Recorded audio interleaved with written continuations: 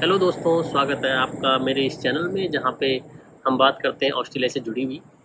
तो यहाँ पे आने में हम आपकी क्या सहायता कर सकते हैं, प्लस जब आप यहाँ पहुँच जाएँ तो आपकी क्या-क्या सहायताएँ हो सकती हैं हमसे। उसके अलावा यहाँ का लाइफ़स्टाइल, यहाँ का कल्चर और यहाँ के डिफरेंट सिस्टम। अगर आप प्रीवियस 1-2 वीडियोज़ देखेंगे तो उसमें मैंने एक बात की थी यहाँ के पब्लिक या फ्री लाइब्रेरी सिस्टम के बारे में। जो कि बहुत ही अमेजिंग चीज़ है। अगर आप ऐसी वीडियोज़ अगर आप ऑस्ट्रेलिया नहीं आ रहे हैं तब भी देख सकते हैं, क्योंकि इससे आपको मौका मिलता है अपनी कंट्री या अपनी सिटी को कंपेयर करने का एक दूसरी कंट्री से, और समझने का कि कितना डिफरेंट लाइफ़स्टाइल या दूसरा सिस्टम वहाँ पे वर्क करता है और हम अपनी कंट्री को कैसे बेटर बना सकते हैं उस माध्यम से, या उनसे क्या-क्या सीख सकते हैं। तो दोस्तों, ये तो हो गई चीज़ जो हम समझ सकते हैं अगर नहीं आ रहे हैं। लेकिन अगर आप यहाँ पे आ रहे हैं तब भी आपको बहुत सारी चीज़ों की रिक्वायरमेंट होती है, जैसे कि इसी वीडियो में मैं बात करने वाला हूँ पब्लिक ट्रांसपोर्ट सिस्टम की। तो जब आप यहाँ पहुँच जाएँगे तो पब्लिक ट्रांसपोर्ट सिस्टम दोस्तों आपको यूज़ करना ही करना है। तो मैं आपको ये बताना चाहता हूँ कि जब आप यहाँ पे आएँ तो किस-किस चीज़ों का आपको ध्यान रखना है, ताकि आप पब्लिक ट्रांसपोर्ट से, क्योंकि बहुत सारी चीज़ें जुड़ी हुई थी, जैसे आपका अकोमोडेशन भी पब्लिक ट्रांसपोर्ट से जुड़ा होता है, या आप कितने पैसे खर्च कर रहे हैं, कितने बच रहे हैं, आपको किन-किन माध्यम का यूज़ करना है इधर-उधर ट्रैवल करने के लिए, या कितना फेयर आपका रहेगा। तो वो सब चीज़ों के बारे में जानकारी बहुत ज़रूरी होती है। तो स्टार्टिंग में क्या होता है, या तो आपको वेबसाइट्स पे सर्च करके पता करना पड़ेगा, या इस टाइप की कोई वीडियो आपके सामने आ जाए जो आपको सारी चीज़ें बहुत ही शॉर्ट एंड क्रिस्प तरीके से बता सकें, तो ये भी आपके लिए काफ़ी हेल्पफुल रहता है। इस बात को समझना ज़रूरी है कि मैं ब्रिस्बेन सिटी में रहता हूँ, जो कि one of the 5 major cities हैं ऑस्ट्रेलिया में, जैसे कि एक एडिलेड हो गया, एक पर्थ हो गया, एक सिडनी हो गया, एक मेलबर्न हो गया और एक पाँचवा ब्रिस्बेन हो गया। और मेजर पॉपुलेशन जो कि लगभग 50% पॉपुलेशन है वो इन 5 सिटीज़ में ऑस्ट्रेलिया की रहती है। पॉपुलेशन वैसे तो ऑस्ट्रेलिया की बहुत ज़्यादा नहीं है, अराउंड 2.5 करोड़ की पॉपुलेशन है, जो कि हमारे सिर्फ दिल्ली की पॉपुलेशन है। बट स्टिल जो ऑस्ट्रेलिया की मेजर पॉपुलेशन इन 5 सिटीज़ में रहती है, और मैं इनमें से सिटी जो कि ब्रिस्बेन है उससे बिलोंग करता हूँ, उस जगह पे रहता हूँ। तो जब आप ये वीडियो देख रहे हैं तो इस बात को दिमाग में रखिए कि ये ब्रिस्बेन के बारे में ज़्यादातर बातें हो रही है जो मैंने यहाँ पे समझी है। ओवरऑल सिस्टम में से ऑस्ट्रेलिया का लगभग ऐसा है, बट जब आप किसी एक स्पेसिफिक सिटी में जा रहे हैं, जैसे आप एडिलेड में जा रहे हैं, तो वहाँ के सिस्टम को और ज़्यादा अच्छे तरीके से जानिए किसी ऐसे व्यक्ति के थ्रू जो वहाँ पे ऑलरेडी रहता है। तब आप ज़्यादा अच्छे तरीके से जान पाएंगे, क्योंकि मैं आपको सिर्फ ब्रिस्बेन के बारे में शायद से बता पाऊंगा जो कि ऑस्ट्रेलियन कॉन्टेक्स्ट में होगा, बट स्टिल आपके लिए हो सकता है सुटेबल ना हो। बट आप ब्रिस्बेन आ रहे हैं तो आपके लिए ये बहुत ज़्यादा सुटेबल है, और उसके बारे में हम यहाँ पे बात कर रहे हैं और उसको आप अच्छे तरीके से समझ सकते हैं। चलिए दोस्तों, तो फिर अब वीडियो की शुरुआत करते हैं और ये समझने की कोशिश करते हैं कि अगर आप यहाँ पे आते हैं तो ट्रांसपोर्ट सिस्टम आपको किस तरीके से यूज़ करना है, राइट। तो सबसे पहले देखिए दोस्तों, ये एक कार्ड है, गो कार्ड।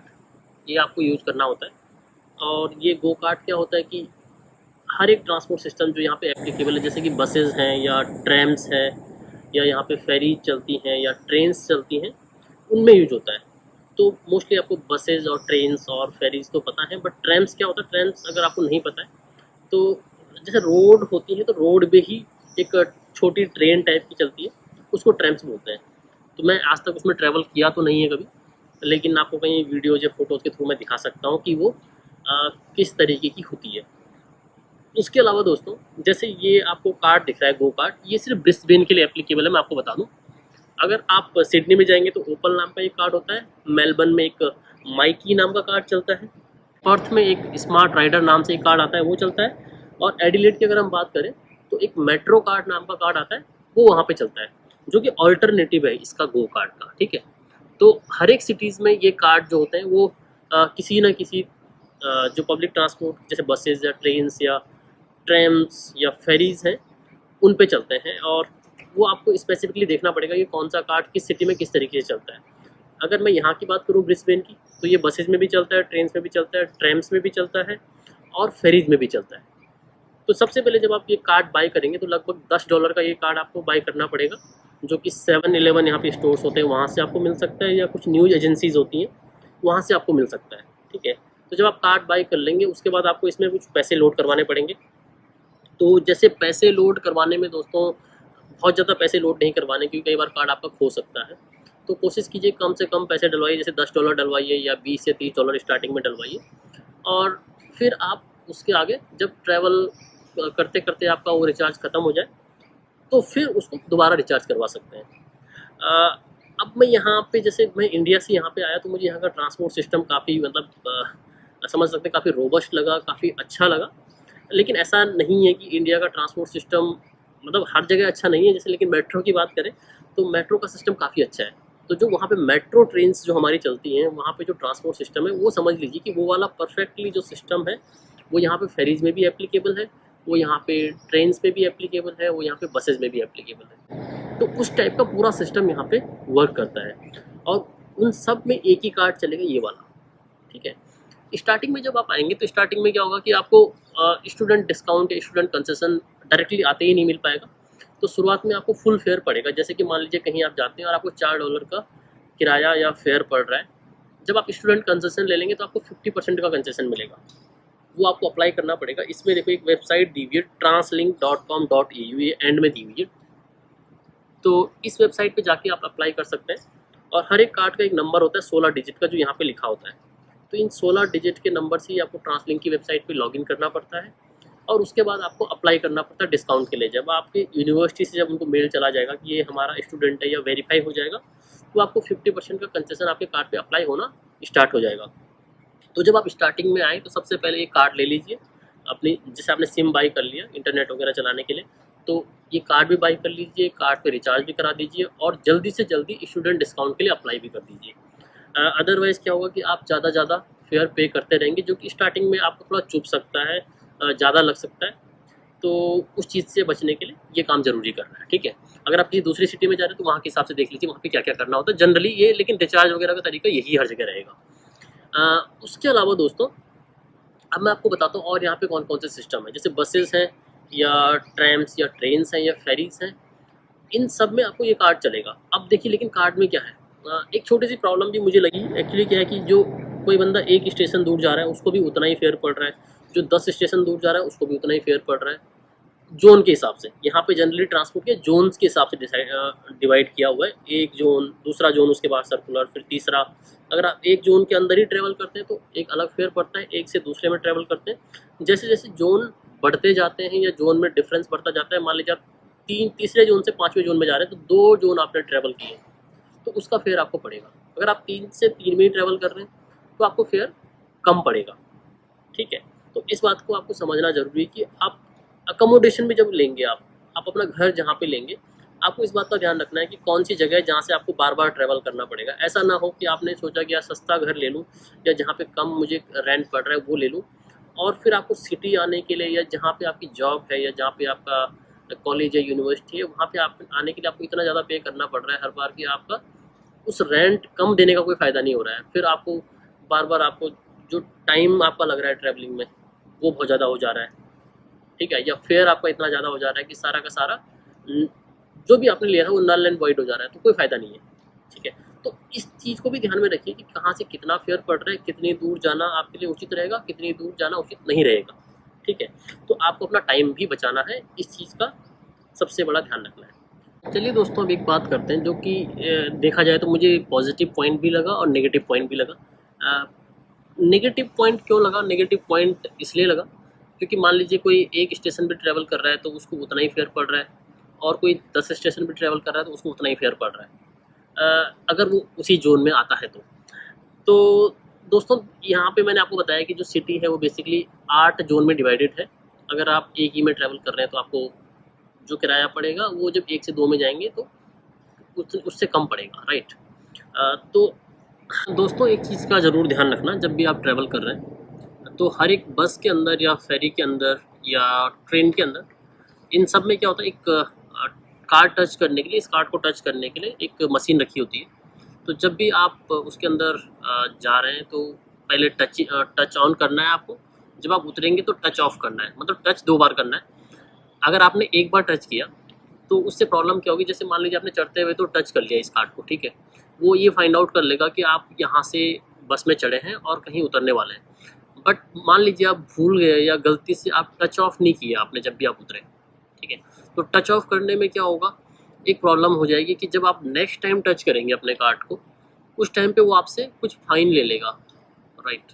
तो अराउंड अभी अगर आपके पास स्टूडेंट डिस्काउंट है तो $2.5 ले लेगा, जो कि मेरे साथ एक बार हो चुका है। तो ये अच्छी बात नहीं कि आप पैसे को इस तरीके से बर्बाद कर दें हर बार, ठीक है।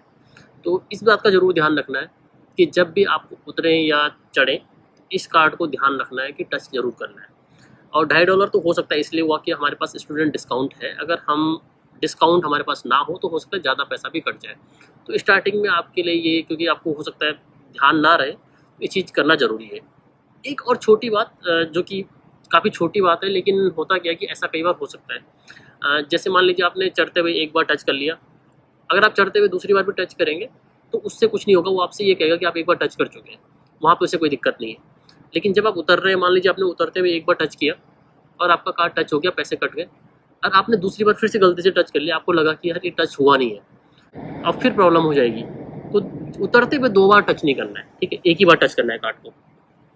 तो चलिए दोस्तों, मेरे ख्याल से ये बात आपको समझ में आ गई होगी। चलो अब आगे बढ़ते हैं। तो दोस्तों, अब एक छोटी सी चीज़ है, उसके बारे में बात करना ज़रूरी है। यहाँ पे एक कॉन्सेप्ट है जर्नी का और ट्रिप का, ठीक है। तो ये बात मतलब पॉजिटिव भी है, नेगेटिव भी है। नेगेटिव इस सेंस में है कि जैसे मान लीजिए आप एक स्टेशन भी ट्रैवल करते हो तो आपको उतना ही किराया पड़ेगा जितना कि 2 या 4 या 5 स्टेशन ट्रैवल करने वाले को पड़ेगा, अगर वो एक ही जोन में आते हैं तो, ठीक है। तो इसमें क्या है, एक जर्नी और जर्नी का कॉन्सेप्ट है, एक ट्रिप का कॉन्सेप्ट है। तो ट्रिप बेसिकली क्या होती है, ट्रिप एक डिस्टेंस जो आपने ट्रैवल किया, जैसे एक ए पॉइंट से और बी पॉइंट तक आपने ट्रैवल किया, लेकिन आपने बीच में किसी भी दूसरी ट्रेन को या दूसरी बस को कैच नहीं किया या आपने शिफ्ट नहीं किया दूसरे में, तो उसको एक ट्रिप बोलते हैं, ठीक है। और जर्नी क्या होती है, ऐसे ट्रिप का कॉम्बिनेशंस। तो मान लीजिए एक जर्नी में आपने 4 ट्रिप की, ये मान के चलिए कि ए से ई पॉइंट पे आप गए, ए से बी तक जाने में एक ट्रिप की आपने, बी से सी में एक दूसरी ट्रिप की, सी से डी में एक तीसरी ट्रिप की, और डी से ई जाने में आपने चौथी ट्रिप की। तो दोस्तों, ये पूरी जर्नी जो आपने की ए से ई तक जाने में, हो सकता है आप ए से जो मैं ई बोल रहा हूँ, हो सकता है आप कहीं गए और वहाँ से वापस भी आए, मतलब आप कहीं चले भी गए और अपने घर वापस भी आ गए। इस ड्यूरेशन में एक ड्यूरेशन होती है इस पूरे टाइम की।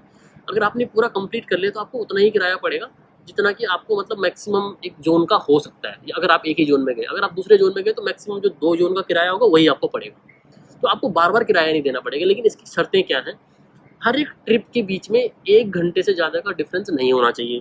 जैसे आपने ए से बी में गए तो आपने बी पे टच ऑफ किया, जब आप बी पे फिर सी में जाने के लिए टच ऑन करेंगे तो वो टच ऑफ और टच ऑन का डिफरेंस 1 घंटे से ज़्यादा नहीं होना चाहिए। और ये जो ट्रिप है, ये 4 ट्रिप से ज़्यादा नहीं होनी चाहिए। जैसे आप 5वीं ट्रिप करना स्टार्ट करेंगे, 5वीं ट्रिप में फिर से आपको चार्ज पड़ना स्टार्ट हो जाएगा। एक कॉन्सेप्ट तो दोस्तों ये है। दूसरा कॉन्सेप्ट दोस्तों ये है कि जो ये जर्नी पूरी आप कर रहे हैं, ये जर्नी क्या होती है कि जर्नी आई थिंक 3 या 4 घंटे का कोई टाइम होता है। इस 3-4 घंटे के अंदर ही आपको ख़त्म करनी है। चलो मान लीजिए अभी 12 बज रहे हैं, ठीक है, और 12 बजे से 1 बजे तक आप एक जगह गए, 1 से 2 बजे तक दूसरी जगह गए, 2 से 3 तक तीसरी जगह गए, 3 से 4 तक चौथी जगह गए। तो ये 4 घंटे में अगर आपने ये काम कर लिया, या 3 घंटे, जहाँ मुझे एग्जैक्ट ध्यान नहीं है, बट 3 या 4 घंटे का कोई टाइम है, अगर आपने इतने टाइम में ये जर्नी कंप्लीट कर ली तो आपको उतना ही किराया पड़ेगा। लेकिन मान लीजिए आपने 12 से 1 तक एक जगह ट्रैवल किया, फिर आपने 1:30 बजे से लेकर दूसरा ट्रैवल स्टार्ट किया या दूसरी ट्रिप स्टार्ट की, तो फिर उसका चार्ज आपको अलग से कटना स्टार्ट हो जाएगा। तो इस चीज़ का भी आप ध्यान रख सकते हैं कि आप कहीं जा रहे हैं तो आप वहाँ से वापस आए। जैसे हमने एक बार क्या किया, हम एक फेरी में बैठे, वो 1.5 घंटे तक उसने ट्रैवल किया, फिर वहाँ से वापस भी आ गए उसी फेरी में। तो हमको फिर वो जो कंसेशन था वो मिल गया। और ये जर्नी और ट्रिप का डिफरेंस जानना इसलिए ज़रूरी है। चलिए दोस्तों, तो फिर आगे बढ़ते हैं। अब देखिए, आपके पास बसेज़ हैं यहाँ पे, और मैंने ट्रेन्स बता दिया आपको, और आपको ट्रैम्स बता दिया, और आपको फेरीज बता दिया। तो इन सब में ये सारा, सब में सेम ही सिस्टम काम करता है, ठीक है। एक तो ये सिस्टम हो गया। दूसरा दोस्तों, यहाँ पे साइकिल या बाइक, ये भी आप ले सकते हैं, रेंट पे ले सकते हैं। लेकिन एक चीज़ का और ध्यान रखना, जैसे साइकिल हम इंडिया में चलाते हैं, वो हम उन पर जनरली हम विदाउट बैटरी वाली साइकिल चलाते हैं। तो विदाउट बैटरी वाली साइकिल में दोस्तों क्या होता है कि यहाँ पे ना प्रॉब्लम है कि थोड़े पहाड़ियाँ जैसी भी हैं कई कई जगह पे, मतलब चढ़ाई है और उतराई है, तो उन जगह इस टाइप की साइकिल प्रॉब्लम करती है। तो जनरली लोग यहाँ पे जो इलेक्ट्रिक साइकिल्स होते हैं या बैटरी वाली साइकिल्स होते हैं, उनका इस्तेमाल करते हैं। तो अगर मैं आपको ये बताऊँ कि अगर आपको खुद से बाई करनी है नॉर्मल साइकिल, तो नॉर्मल साइकिल आपको हो सकता है $200-400 में पड़ जाए, जिसमें बैटरी नहीं होगी। लेकिन अगर आपको बैटरी वाली साइकिल बाई करनी है तो वो लगभग आपको 1000 या $1500 की पड़ेगी, जो कि आप अगर बाई करना चाहें तो बाई कर सकते हैं। और अगर आप रेंट आउट करना चाहें, रेंट आउट कर सकते हैं। जैसे कि मैं अपने बहुत सारे फ्रेंड्स को देखता हूँ, उन्होंने रेंट आउट किया हुआ है। तो ऐसे जो रेंट आउट करते हैं बेसिकली वो लोग होते हैं जो कि उबर ड्राइव करते हैं और उससे कुछ पैसा भी अर्न कर लेते हैं। अदरवाइज़ क्या होगा, मोस्टली लोग $60 पर वीक का रेंट लेते हैं। अब $60 पर वीक अगर आपको रेंट देना है तो $60 से ज़्यादा आपको उसको कमाना भी पड़ेगा, अदरवाइज वो $60 देने का कोई फ़ायदा है नहीं, ठीक है। तो इस चीज़ का आप ध्यान रख सकते हैं। दूसरा दोस्तों, जैसे टैक्सीज़ यहाँ पे चलती हैं, तो उबर टैक्सीज़ हैं, 123 कैब्स एंड ऑल दैट, पता नहीं क्या क्या, बहुत सारी ब्लैक एंड वाइट कैब्स। तो इनको देखो आप दोस्तों स्पेशल ओकेजन पे ही यूज कर सकते हैं। ऐसा नहीं कि आप नॉर्मली कैब कर लें, जैसे आप इंडिया में करते हैं 200-300 रुपये आपने दे दिए और काम हो गया। यहाँ पे जनरली आपको 20, 30, $25 का किराया तो पड़ेगा ही पड़ेगा, 40 का भी पड़ सकता है। तो कोई फ़ायदा नहीं है फिर इतना ज़्यादा पे करने का, अगर आप ज़्यादा अर्न नहीं करते हैं तो इस टाइप की टैक्सीज़ आपके लिए हो सकता है काम की ना रहे। इसके अलावा दोस्तों यहाँ पे क्या है, कुछ इलेक्ट्रिक स्कूटर्स हैं, जो कि जैसे बीम स्कूटर्स हैं या न्यूरॉन स्कूटर्स हैं। तो इनकी आप ऐप डाउनलोड कर सकते हैं, और ऐप डाउनलोड करने के बाद आप जहाँ पे भी वो खड़ी है वहाँ पे उनको अनलॉक कर सकते हैं, बार कोड स्कैन करके, या जो भी वहाँ पे QR कोड उनके ऊपर रखा हुआ है उसको स्कैन करके। उसका आपको चार्जेस पड़ेंगे, बीम में भी और न्यूरॉन में भी, दोनों में $1-1 आपको चार्ज देना पड़ता है। उसके बाद आप उसको अनलॉक करते हैं, और उसके बाद उनका पर मिनट चार्ज पड़ता है। जैसे आप 1 मिनट के लिए चला रहे हैं, तो अगर दोस्तों मैं बीम स्कूटर की बात करूँ तो $1 तो आपका उसने अनलॉक करने के लिए आपसे ले लिया। उसके बाद वो 45 सेंट्स लेगा आपसे हर 1 मिनट का। 45 सेंट्स का मतलब जैसे अगर आप रुपए को मान के चलें तो 1 रुपये में जैसे 100 पैसे होते हैं, तो वैसे ही $1 में 100 सेंट्स होते हैं। तो 45 सेंट्स आपसे वो लेगा पर मिनट ट्रैवल करने के। तो अगर मान लीजिए आप लगभग 1 घंटा उसको ड्राइव करते हैं, तो आप $25-30 के आसपास बन जाएगा। देखिए काफ़ी ज़्यादा चार्जेस हैं, तो मेरे ख्याल से ये आप तभी ले सकते हैं जब आपको थोड़ा कम डिस्टेंस ट्रैवल करनी हो। इसके अलावा न्यूरॉन की अगर मैं बात करूँ तो न्यूरॉन में भी सिमिलर चार्जेस हैं। 45 सेंट्स नहीं है, $1 अनलॉक करने का है, उसके बाद 38 सेंट्स पड़ते हैं आपको ड्राइव करने के पर मिनट। तो आप दोनों में से जो चाहें वो यूज कर सकते हैं, या अपनी बाईसाइकिल भी बाई कर सकते हैं। अगर आपको इस टाइप की इलेक्ट्रिक स्कूटर अगर आपको खुद के बाई करना है तो $500 या $700 या $1000 तक आपको वो भी पड़ जाएंगे। तो दोस्तों ये तो रही बात कि यहाँ पे कौन कौन से सिस्टम हैं और किस तरीके से आप उनका इस्तेमाल कर सकते हैं। अब दोस्तों एक और चीज़ मैं इम्पोर्टेंट आपको बताना चाहता हूँ कि देखो, जब आप स्टार्टिंग में यहाँ पे आते हैं तो स्टार्टिंग में आप थोड़ा अवॉइड कर सकते हैं कि आपको ज़्यादा पब्लिक, मतलब ये कोशिश कीजिए कि पब्लिक ट्रांसपोर्ट यूज़ कीजिए। अगर आप प्राइवेट ट्रांसपोर्ट इस टाइप का यूज़ करने की ज़रूरत आपको पड़ रही है, जैसे आपको साइकिल लेके चलना है या इलेक्ट्रिक स्कूटर लेके चलना है, तो आपको इस बात का ध्यान रखना है कि यहाँ के ट्रैफिक रूल्स का आपको पालन करना है बहुत अच्छे तरीके से। अदरवाइज आपको बहुत ज़बरदस्त फाइन भी पड़ सकता है कभी कभी। फ़ाइन मैं आपको बता दूं कैसे पड़ सकता है। अगर आप साइकिल यूज कर रहे हैं और साइकिल में आपने हेलमेट नहीं पहना है, या आपकी साइकिल में आगे हेडलाइट नहीं है, या आप साइकिल पे फ़ोन का इस्तेमाल कर रहे हैं, तो इन सब में आपको बहुत ज़बरदस्त फ़ाइन पड़ सकता है। एक अपने फ्रेंड को फ़ाइन पड़ा, बहुत तगड़ा वाला फ़ाइन। वो फ़ोन का इस्तेमाल कर रहा था, लगभग उसको $1200-1300 का फ़ाइन पड़ा, सिर्फ इस बात पे कि वो फ़ोन का इस्तेमाल साइकिल पे कर रहा था। मतलब सिर्फ हम बोल रहे हैं क्योंकि हमारा थोड़ा इंडियन पर्सपेक्टिव है, हमको साइकिल पे हेलमेट नहीं पहनना पड़ता है, कोई लाइट नहीं होती है, तो उसके हिसाब से अगर हम सोचें तो हमारे लिए तो बहुत ही कैजुअल सी बात है कि हमने फ़ोन पे भी बात कर ली, राइट। बट ऐसा यहाँ पे नहीं है। अगर आप साइकिल का इस्तेमाल कर रहे हैं तो आप ये कोई भी चीज़ें नहीं कर सकते हैं। और अगर आपने ऐसा किया, या गाड़ी चलाते हुए भी आपने फ़ोन पे बात कर ली, या सीट बेल्ट को आपने ढंग से नहीं पहना है, तो भी आपको ज़बरदस्त फ़ाइन पड़ सकता है। एक और फ्रेंड को मैं जानता हूँ जिसने सिर्फ अपनी गाड़ी गलत जगह पे खड़ी कर दी, वहाँ पे पार्किंग नहीं थी। तो यहाँ पे आपको इस बात का भी ध्यान रखना है कि पार्किंग होनी चाहिए, तभी पार्किंग वहाँ पे करें। उसको $600 का फ़ाइन सिर्फ इसलिए पड़ा क्योंकि उसने फ़ाइन जो पार्किंग थी वो गलत जगह पे पार्किंग कर ली थी। तो ये चीज़ों का दोस्तों यहाँ पे ध्यान रखना है। और ट्रांसपोर्ट के और रूल्स यहाँ पे क्या है, जैसे रोड को आप देखेंगे यहाँ पे जनरली चार लेन्स में डिवाइडेड होती है। तो 2 लेन्स बेसिकली मान लीजिए एक साइड जाने वालों के लिए, और दूसरी जो 2 लेन्स हैं वो दूसरी साइड आने वालों के लिए। और जो दोनों कॉर्नर वाली अगर हम लेन्स की बात करें, तो कॉर्नर वाली लेन्स आप तभी इस्तेमाल कर सकते हैं या आपको वहाँ पे पार्किंग करनी हो, या आप वहाँ पे गाड़ी रोकना चाहते हो, जैसे बस रुकती है साइड में, या आपको लेफ़्ट या राइट टर्न लेना है, तभी आपको कॉर्नर वाली जो लेन्स है वो यूज कर सकते हैं। अगर आपको सीधा जाना है तो आप सिर्फ बीच वाली लेन का ही इस्तेमाल करेंगे। दूसरा, मैंने यहाँ पे अभी तक मैं मतलब इतना टाइम हो गया, 3 से 4 महीने होने वाले हैं, लेकिन ट्रैवल करते कभी मैंने किसी को हॉर्न बजाते हुए नहीं सुना। एक बार सुना था, एक बार वो इसलिए हुआ क्योंकि बस वाले ने शायद से उसके आगे कोई इंसान दौड़ता हुआ आ गया और उसने ब्रेक थोड़ा मारने की कोशिश की, तो शायद से पीछे वाले को ये लगा कि यार ऐसा क्यों कर दिया इसने। तो हॉर्न वगैरह कोई यहाँ पे दोस्तों बजाता नहीं है, इंडिया की तरह ऐसे नहीं कि पॉ पॉ पॉ पॉ पॉ लगे रहो, तो हॉर्न वगैरह नहीं बजते हैं। तो हॉर्न बजाने का भी अगर आप गाड़ी चला रहे हैं तो उसको अवॉइड करना है, ठीक है।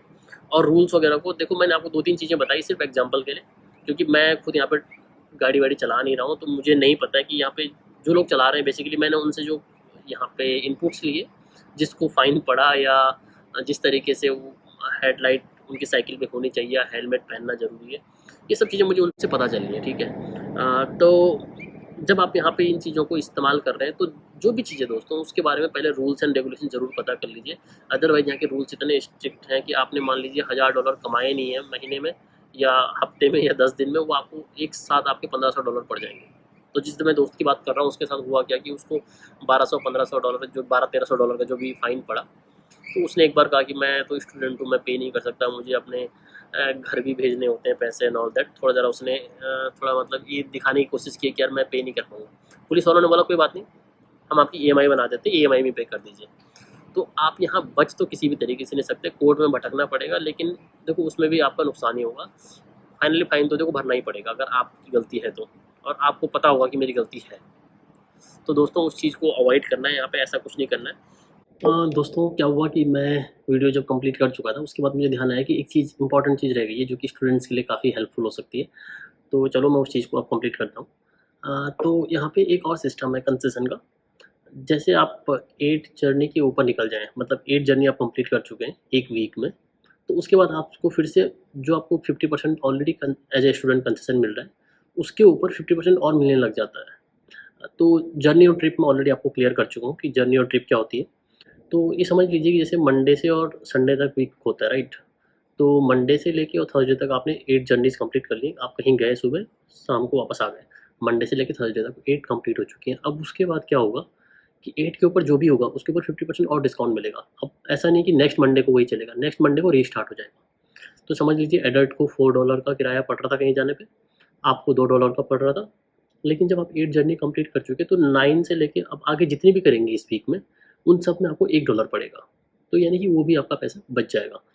तो आई थिंक ये पॉइंट भी आपके लिए काफ़ी इंपॉर्टेंट है, आपको काफ़ी खुशी होगी इस चीज़ को जान के कि ऐसा भी कॉन्सेप्ट है। तो ये भी कर सकते हैं आप। बेसिकली क्या होता है कि आप जैसे आप अपनी यूनिवर्सिटी जाते हैं या अपने काम पे जाते हैं, मंडे से थर्सडे तक या फ्राइडे तक, तो आप जो नॉर्मल किराया है उसको दे के अपना काम चला सकते हैं। बट उसके बाद आप थोड़ी दूर की डिस्टेंस भी ट्रैवल कर सकते हैं कम किराए पे ऑन वीकेंड्स। तो ये भी काफ़ी इंपॉर्टेंट रहता है।